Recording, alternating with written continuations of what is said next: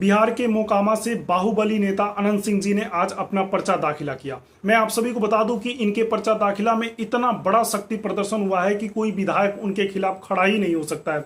जिनके काफिले में आप सोचिए कि 1000 से ऊपर गाड़ियां थी। मतलब आपने अगर जो किसी पूर्व विधायक की अगर जो नामांकन देखे होंगे तो बहुत लेटेस्ट अगर जो गाड़ियां होंगी तो 200 से 300, लेकिन इनके अगर जो काफिले में गाड़ियों की बात किया जाए सबसे ज्यादा चर्चा का विषय यही था कि 1000 गाड़ियां थी। अब उसमें आप सोच सकते हैं कि गाड़ियों की मतलब लिस्ट निकाला जाए तो हर एक प्रकार की गाड़ियां थी, लेकिन उन्होंने चूज किया थार।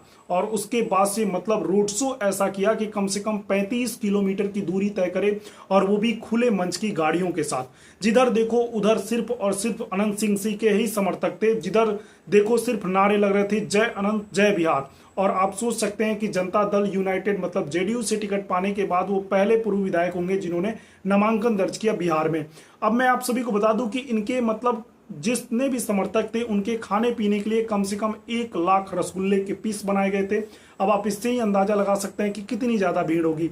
25,000 समर्थकों के लिए तो सिर्फ खाना बनाया गया था। मतलब 25,000 तो जाने ही वाले थे, अब उसके बाद कितने लोग जुड़े होंगे, क्योंकि 35 किलोमीटर का रोड शो था। तो आप समझ सकते हैं कि मोकामा से उनका मतलब जीत सुनिश्चित कर दीजिए, क्योंकि 1990 के बाद अभी तक कोई भी मोकामा से अनंत सिंह जी के परिवार के अलावा वहां पे जीता ही नहीं है। मतलब नीतीश कुमार जी का एक सीट तो पक्का है, वो भी अनंत सिंह जी के तरफ से। तो आपको क्या लगता है, ये विधायक फिर से जाने वाले हैं अपनी, और ये हमेशा सुर्खियों में रहते हैं क्योंकि इनकी बयानबाजी बहुत ही मतलब एक तरीके से सटीकता होती है। जो भी बोलते हैं साफ सुथरा के छवि के हैं।